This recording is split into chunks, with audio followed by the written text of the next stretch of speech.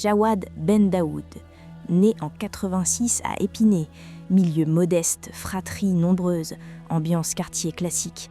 Un ref d'origine marocaine, famille d'Agadir, une vie simple, rien d'extra, mais le destin va le soulever d'une manière personne ne pouvait prévoir.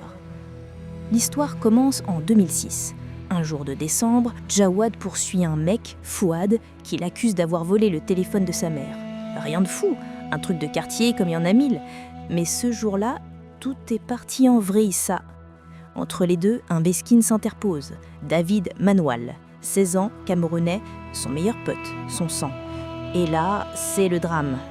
Dans le chaos, Jawad plante David avec un tranchoin volé dans une boucherie quelques minutes avant. Le même soir, mon ref, Jawad se rend.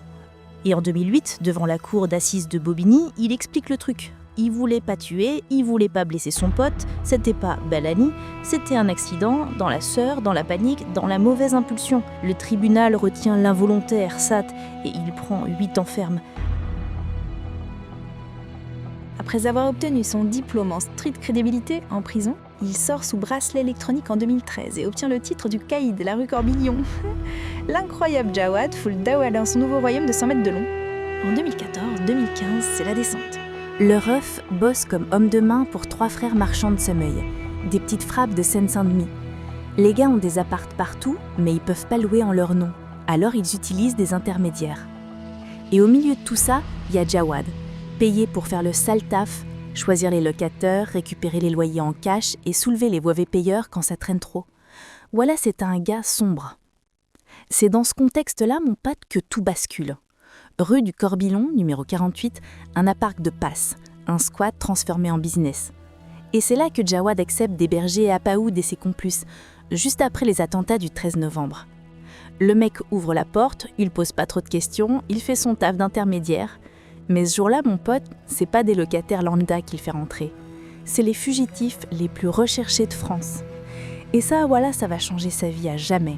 Le calme après la fureur. Les hommes de la police scientifique sont à nouveau ce matin dans l'immeuble de la rue du Corbillon à Saint-Denis. Leur objectif, recueillir tous les indices pour établir exactement qui se trouvait sur place. Jawad Bendaoud est en train de se faire soulever par la police. Et là, en plein milieu de son arrestation, le mec tombe sur un journaliste de BFM TV. On m'a demandé de rendre service, j'ai rendu service, monsieur. On m'a dit d'héberger 2 personnes pendant 3 jours, j'ai rendu service normalement. Je sais pas d'où ils viennent, on est au courant de rien, monsieur. Si je savais, vous croyez que je les aurais hébergés? Le gars entre ainsi dans le club très fermé des criminels qui se font soulever en plein interview. Jawad s'appelait maintenant le logeur. Il entre dans le panthéon des dignes représentants de la diaspora nord-africaine, aux côtés de Chalgoumi et Nabila.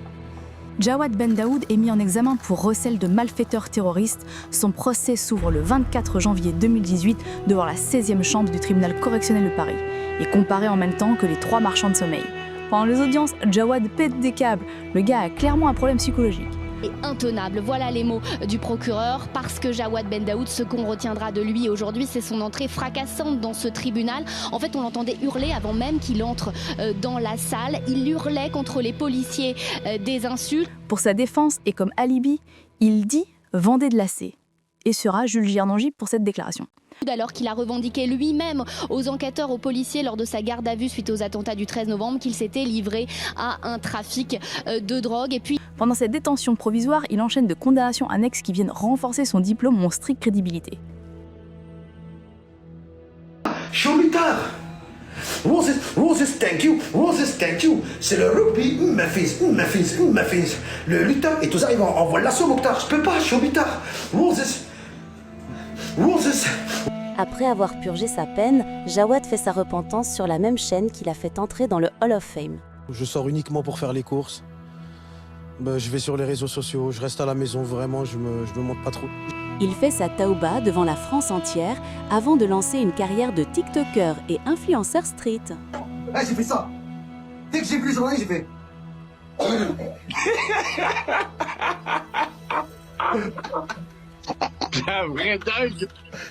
Dans les lives TikTok, il fait du NPC. Il raconte ses aventures de logeur et en profite pour donner sa version des faits. Oublie pas de t'abonner le sang, ça me ferait plaisir de ouf.